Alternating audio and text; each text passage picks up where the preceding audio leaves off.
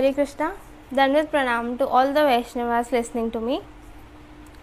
Today we'll continue with the 50th question of Unauthorized Sampradaya chapter of Sambandha Path. In the previous session, the last few minutes were not audible due to some technical issues, so I will be starting with 50th question where we left from.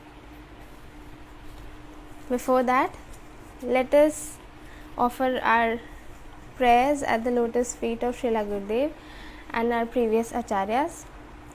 Om Ajnantimirandhasya Jnananjanashalakaya Chakshurunmilitam Yena Tasmai Shri Gurave Namaha.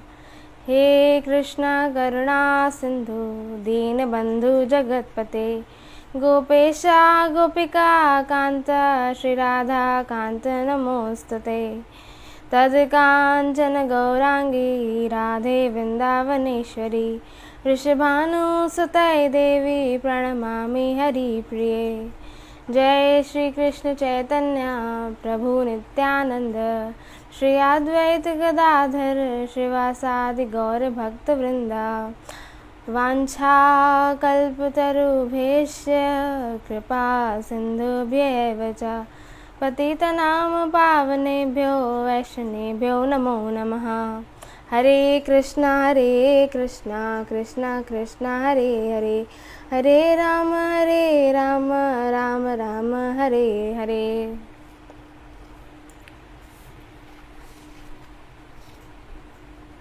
So in the last question we saw that if one gives up the association of crooked hypocrites, one can honestly engage in devotional service. So 50th question is the endeavor of the sinful living entities against the system of Varnashram beneficial? To preach religious principles without respecting the Varnashram system or the sannyasis engaged in devotional service is extremely harmful. The endeavors against Varnashram system by impersonalists, whimsical devotees and various unauthorized sampradayas such as Neda, Bola, Kartabhaja, Dharavesa, Kumbhapaya, Ativadi are also extremely harmful. 51st question is, what is the harm if persons who follow pseudo-religion identify themselves as brahmacharis, sannyasis and paramhansas? Nowadays, being involved in various pseudo-religions, many people identify themselves as brahmacharis, sannyasis or paramhamsas, and thus they destroy the religious principles of the Aryans. 52nd question is, by accepting any philosophy as Mahaprabhu's philosophy, can one obtain the teachings of the Lord? Many times, because of bad karma, miscreants of various unauthorized cults such as pseudo-religion and irreligion say that they preach the teachings of Sri Chaitanya Deva. Being absorbed in material enjoyment and not having the ability to discriminate, many people accept those unauthorized cults as the line of Mahaprabhu, and thus they are cheated from the receiving the actual instructions of the Lord. 53rd question is the Bola philosophy similar to the Vaishnava philosophy? The philosophies of the Bolas, Sanis, Nedas, Dharavesvas, Kartabhajas and Ativadis are those of non-devotees. Their instructions and activities are most incoherent. Many people lose respect in Vaishnavism by discussing their philosophies. 54th question is, was the Bola philosophy propounded by Sri Sanatan Goswami or Sri Veerachandra Goswami? Answer is, the form in which the Bola philosophy is seen at present is totally opposed to the scriptures. There are two types of instructions on devotional service that are found in the Shastras, Vaidhi and Raganuga. The Bolas do not follow any limbs of Vaidhi Bhakti. They engage in various improper activities of the pretext of Raganuga Bhakti.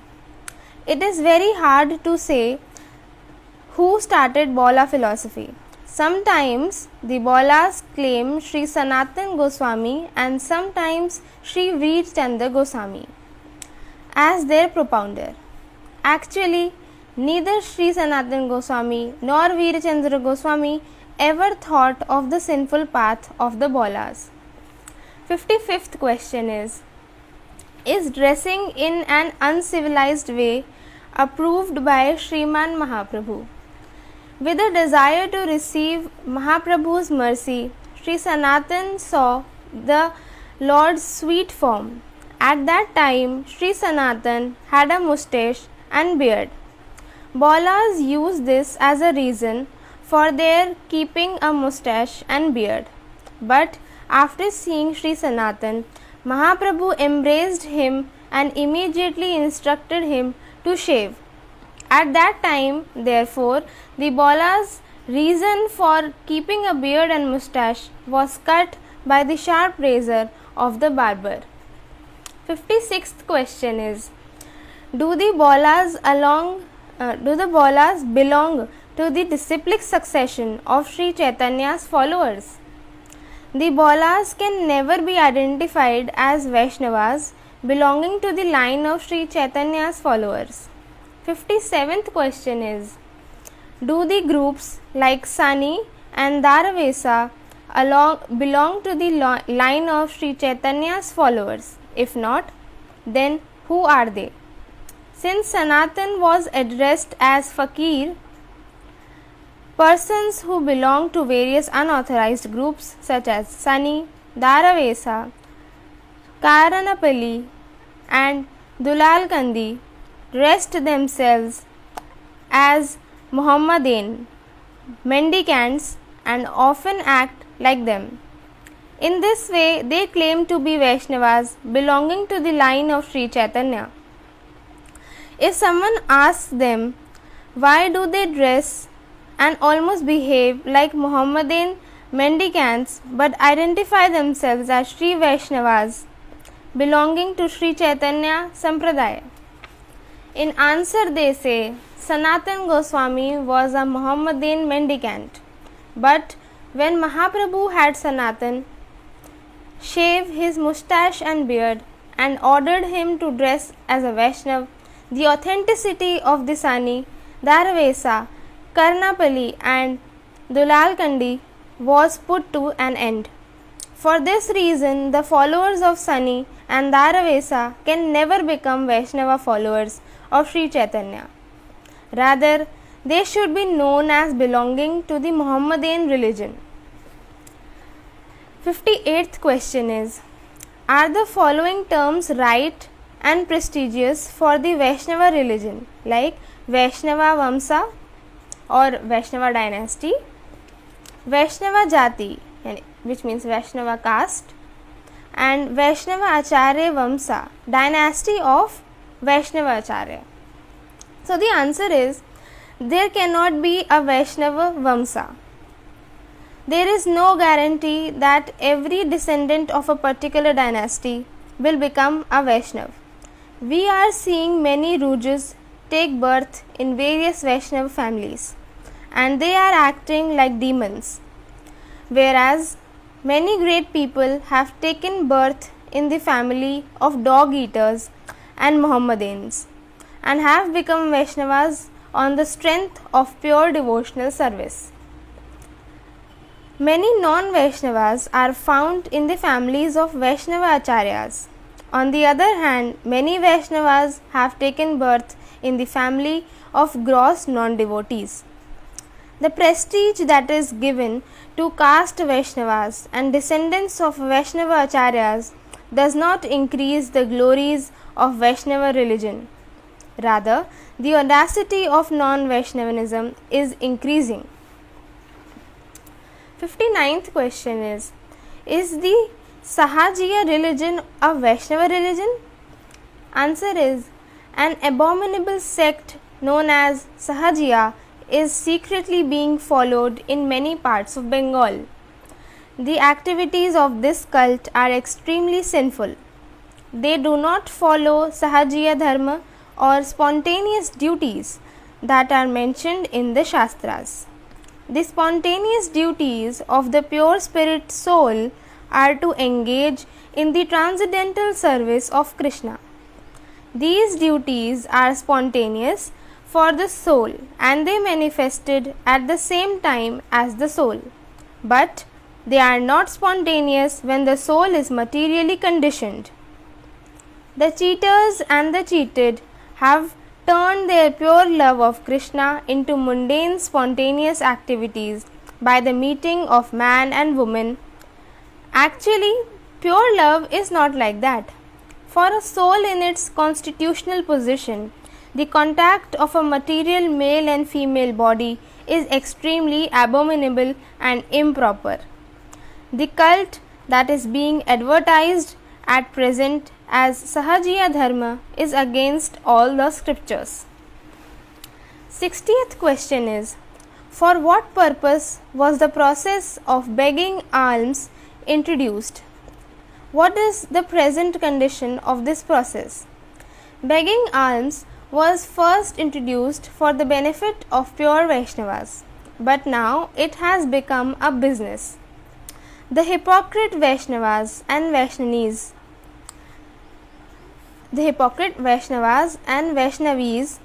deciding not to earn their food by any work in the world have taken to begging alms.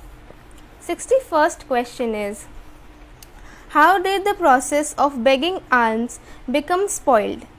Seeing that the Vaishnavas did not agree to accept alms, useless men and women took advantage of the profession by begging alms. 62nd question is, do pure Vaishnavas approve of hearing Hari Kirtan from the mouths of professional singers? Answer is, professional singers have neither associated with real sadhus nor properly understood the Vaishnava conclusion.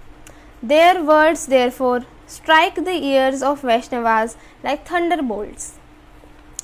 63rd question is illicit association with women approved by Sriman Mahaprabhu or Vaishnava religious principles? Answer is, the temples of Navadvipa Mandal became polluted by persons like Govinda Das Babaji. Fearing such faults, our beloved Lord Sri Gauranga Deva rejected Junior Haridas from the Vaishnava society. Even after seeing his action, do the hypocrites not become afraid? 64th question is, what was the condition of Gaura Mandala during the time of Sri Bhaktivinoda? Conclusions. Answer is, conclusions against Vaishnava philosophy have spread everywhere. Some people promote Mayavada philosophy as Vaishnava philosophy. Some people mix impersonalism and secularism with a portion of pure religious principles and present a perverted Vaishnava religion. Those who are sober Vaishnavas remain as Kanishta Adhikaris as defined in Srimad Bhagavatam, beginning with the words of Acharyam Eva Hare. There is a definite absence of intelligent pure Vaishnavas. The same condition that a living entity is put in if he does not have a teacher is being faced by Gaur Mandal. 65th question is, how was the Vaishnava religion accepted during the time of Sri Bhaktivinoda Thakur? Answer is, the age of Kali is so formidable that it does not allow pious activities to go on for long. When the three Acharyas, Sri Srinivasa Acharya, Sri Shyamananda Prabhu and Sri Narottam Das Thakur and their followers such as Sri Govinda Dasa disappeared from this world, immediately the supreme religious principles began to vanish again. Gradually, pure devotional service began to disappear from the land of Gauda. The descendants of the Acharya families began to act like authorized preachers of various religions, no matter whether they are Vaishnavas, Saktas, or Karmakandis. As a result, the pure Vaishnava religion, inaugurated by Sri Gauranga, Sri Nityananda, and Sri Advaita, gradually disappeared from the site. On one side, the revolution of the Acharyas was going on, and on the other side, disturbances created by Bolas, Sahajiyas, and others gradually increased. This is why a pathetic condition of Vaishnava religion is found even today. 66th question is, after the disappearance of Sriman Mahaprabhu, what revolution took place in the world of Vaishnavas? After the disappearance of Sriman Mahaprabhu, there was some commotion within the Vaishnava society. Since there was no qualified candidate in the line of Mahaprabhu at that time, and since various ideologies entered the philosophy of Vaishnavism, the land of Gaudadesha became bereft of the administration of an Acharya. Due to his independent nature, Sri Veerachandra Prabhu could not bring all of Gauda Mandal Bhumi under his control. At the same time, there was great confusion among the sons of Sri Advaita Prabhu. Gradually, the associates and devotees of Mahaprabhu began to disappear. Taking this opportunity, many preachers of unauthorized sects such as Bola, Sahajiya, Daravesa, and Sani began to spread their ideologies at different places. Taking advantage of the faith that the people had in the names of Sri Chaitanya and Nityananda, these preachers of unauthorized cults began to spread their evil teachings to the unfortunate living entities. Sri Jiva Goswami was the only and undisputed Vaishnavacharya at that time.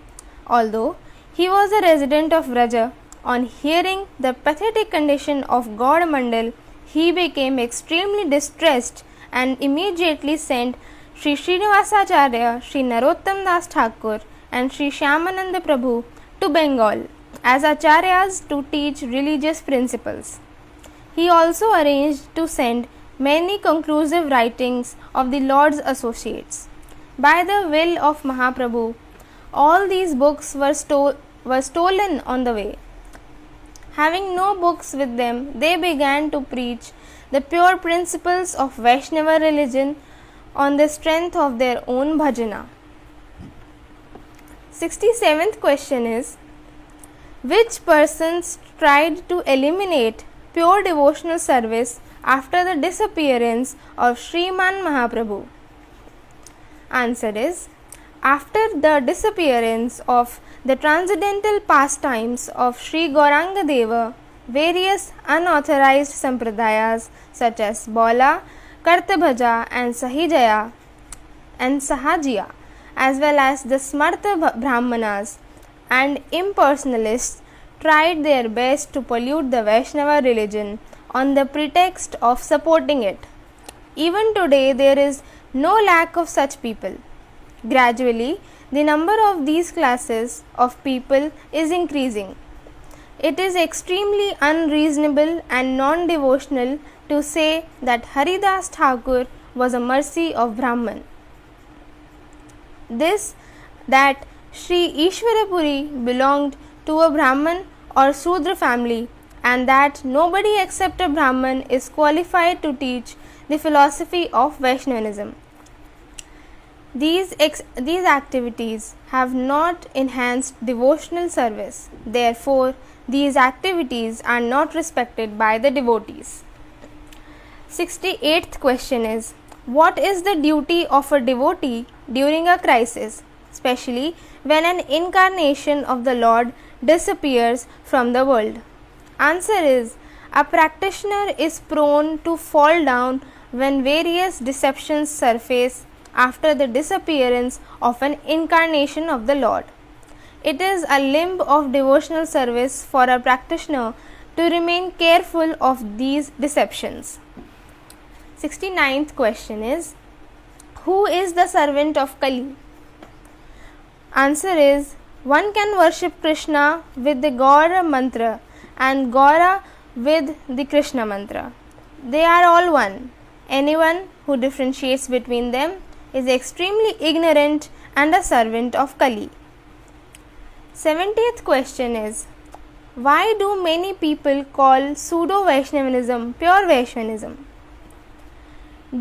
Answer is, due to the influence of Kali, many people not understanding the principle of pure Vaishnavism called pseudo-Vaishnavism pure Vaishnavism. 71st question is there any approval of associating with women in the religion of Mahaprabhu? Answer is, all living entities are female by nature. Still, Junior Haridas was rejected by the Lord for his offense of conversing with a woman. Distorting the real meaning of the above phrase that all living entities are female, cunning people create various methods of gratifying their senses. Saintly persons and Vaishnavas should ignore them. A householder associating with his wife is not a limb of devotional service. Such association is accepted only for the sake of maintaining family life. This completes the 7th chapter of Bhaktivinoda Vani Vaibhav called Unauthorized Sampradayas. Now we move on to the 8th chapter, which is called Sri Gaur Sundar. The first question is, what is the difference between Sri Chaitanya and other ordinary teachers? Answer is, if one very carefully and impartially discusses the characteristics, instructions and scriptural conclusion of Sri Mahaprabhu Chaitanya Deva, one will be compelled to accept him as a Sarvacharya and the supreme authority of everything. All the acharyas who belong to authorized sampradayas are subordinate to him. Although Sri Chaitanya Deva is the indwelling super soul of all living entities, he has personally manifested before them. Therefore, all living entities should become free from material bondages and drink the nectar of freedom from the lotus feet of Sri Chaitanya Deva. Second question is, who came first, Sri Krishna or Sri Chaitanya? Answer is, Sri Krishna and Sri Chaitanya are eternally manifested. It is hard to say who manifests first and who manifests second. First Chaitanya was there, then he became Radha and Krishna, and again this combination of Radha and Krishna manifested as Chaitanya. The conclusion of this statement is not that one manifested before and the other manifested later, but both manifestations are eternal. Third question is, are Krishna and Gaura separate truths? What are the differences between them? Answer is, Krishna and Gaura Kishora are not separate truths. Both of them are the shelter of Madhurya Ras. The only difference is that in Madhurya Ras, there are two divisions, Madhurya, sweetness, and Audharya, which is magnanimity. When the presence of Madhurya is prominent and the Lord manifests as Krishna, and when the presence of Audharya is prominent, the Lord manifests as Sri Gauranga. Fourth question is, why is Gauranga known as a covered incarnation? Answer is, in the age of Kali, the incarnation of Lord distributes the rarest love of God through the process of Kirtan. Because love of God is rare, Lord Gauranga, the best among the Lord's incarnation, is known to ordinary living entities. Fifth question is, What are the combined forms of Gauranga on the path of Archana and Bhajan? Answer is, on the path of Archana, Sri Gauranga is worshipped with Vishnupriya, and on the path of Bhajana, Sri Gauranga is worshipped with Gadadhara. Sixth question is Sri Gaura a paramour? Answer is, no, for certain. That Sri Nimai is directly the son of Maharaj Nanda. Do not consider him separate from Krishna. Do not think that because he incarnated in Navadvipa and exhibited separate pastimes to demonstrate the process of bhajana, that he is therefore Navadvipa Nagara or paramour of Navadvipa. If you think in that way, you will ruin your bhajana. Your bhajana should be in the mood of Vraja. Seventh question is, what is the difference in worshipping Krishna by following or by not following in the footsteps of Gauranga? Answer is, anyone who worships Krishna without first chanting the holy names of Gaura attains Krishna after a long time, whereas a person who chants the holy name of Gaura immediately attains Krishna, because such a person is free from all offences. Eighth question is, unless one takes shelter of Gaura, one cannot worship Sri Radha Govinda properly. Does this mean that the worship performed by previous acharyas was incomplete? Answer is, unless one worships Krishna by taking shelter of the lotus feet of Sri Gauranga Deva, one cannot achieve the ultimate goal of life. Before the advent of Sri Gauranga, many great personalities like Sriman Madhavendra Puri performed their bhajana, which was full of love of God. Although Sri Gauranga Deva had not externally manifested at that time, nevertheless their hearts were filled with his sentiments. Ninth question is, why is it a disturbance to worship Gaura but neglect Krishna, or to worship Krishna but neglect Gaura? Answer is, the unfortunate situation is that those who have resolved to give up the worship of Krishna to worship Sri Gauranga do not follow the order of Sri Gauranga. There is no difference between Gaura and Krishna. Some people think that by taking shelter of Gauranga's lotus feet, they do not need to remember Krishna. We can understand that such persons think Gaura and Krishna are different.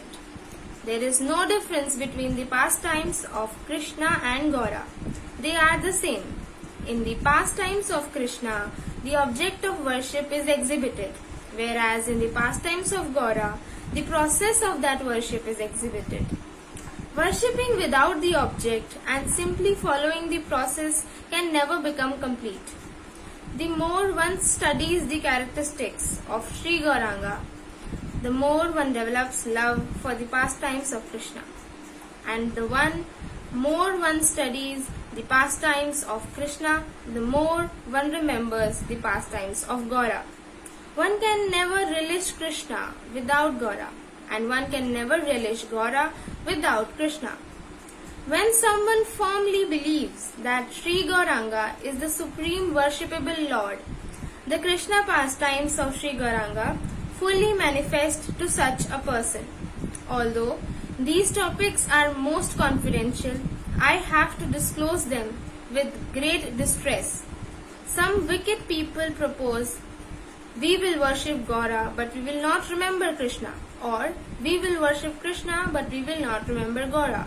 This is the most unfortunate. Now, let's move on to the 9th chapter, which is called Energies of Sri Gaura. First question is, in what manner does Sri Lakshmi Priya love Sri Gaur Sundara? Answer is, Lakshmi is the eternal consort of the Supreme Lord, and the Supreme Lord is the eternal husband of Lakshmi. Therefore, the eternal love that exists between them is natural. Second question is, Who is Sri Vishnupriya? Sri Vishnupriya is the Lord's combined energies of Ladini and Samvit. In other words, she is the personification of the devotional service. She appeared during the advent of Sri Gaura to assist him in preaching the holy names of the Lord. Just as Sri Navadvipa, which consists of 9 islands, is the personification of the 9 types of devotional service, similarly, Srimati Vishnupriya is also the personification of the 9 types of devotional service. Third question is, what is the harm if one does not worship Sri Vishnupriya? If one gives up the worship of Vishnupriya, one cannot claim to be a devotee of the Lord. Fourth question is, what are the symptoms of persons who disrespect Sri Vishnupriya Devi? Those who separate themselves from Sri Vishnupriya certainly separate themselves from the devotional service. As ignorant Bhattacharyas make a partition between themselves and the goddess of learning, similarly, so-called Vaishnavas who are devoid of devotional service also make a partition between themselves and Sri Vishnupriya. Fifth question is, does Sri Bhakti Vinoda view Sri Gaura Gadadhara as Sri Radha Madhava? Answer is, O my dear fresh youth Gauranga, O enchanter of my mind, when will you mercifully appear before me in the forest of Godruma? When will you appear inside Ananga Sukhada Kunja with Gadadhar on your left? Your bodily hue will be golden, your hair will be left curly, and you will be dressed as an expert dancer. Thereafter, you and Gadadhara will transform into the beautiful forms of Radha Madhava. Wearing an attractive flower garland around your neck, you will dance with the gopis. Then Ananga Manjari will catch hold of the hands of this maidservant and offer her at your lotus feet. I will see the sweet beauty of the divine couple to the satisfaction of my eyes. Sixth question is, what is the identity and service of Sri Swarupa, who is the energy of Sri Gaura, and Sri Raghunatha, who is very dear to Sri Swarupa? Sri Swarupa Goswami is Lalita Devi. Sri Raghunatha Dasa Goswami entered into her group and offered confidential service to the Lord of Vraja. Seventh question is, what confidential service did Sri Swarupa offer to Sri Gaura? Answer is, Swarupa Goswami was very expert in scriptures and proficient in the art of music and singing. Realizing Swarupa Goswami's expertise in singing, Sriman Mahaprabhu gave him the name Damodara. When the name Swarupa, which was given to him by his sannyasa guru, was added, he became famous as Damodara Swarupa. He composed a book of music called Sangeet Damodara. Eighth question is, the unalloyed devotees of Madhurya Rasa have taken shelter of the holy names of the Lord. Who is their spiritual master? Answer is, O Hari, Sri Rupa Goswami in the form of my spiritual master instructed me through my ears. Take my words and pray at the feet of the holy name. By singing the Lord's holy name, you will achieve love of God. Ninth question is, what is the truth of Sri Rupa, the energy of Sri Gaura? Answer is, when will I approach Sri Rupa Manjari to learn the mellows of devotional service? I will happily reside on the bank of Radha Kunda under her subordination. 10th question is, where do the associates in Gaura Leela and Krishna Leela reside? Answer is, there are 2 divisions in the original abode of Vrindavan. They are called Krishna Pitha or Gaura Pitha. In Krishna Pitha, eternally perfect and eternally liberated associates who enjoy the mood of Madhurya with a little Adorya associate with Krishna. The same eternally perfect and eternally liberated associates who enjoy the mood of Audharya with a little Madhurya are found in Gaurapitha. Sometimes these associates expand to enjoy pastimes with the Lord of both Pithas, and sometimes they remain at one Pitha in their original form and do not stay at the other Pitha. While executing sadhana, those who worship only Gaura will serve only at the Gaur Pitha. After they achieve perfection, those who worship only Krishna will live at Krishna Pitha. And those who worship Krishna and Gaura will assume two bodies and simultaneously reside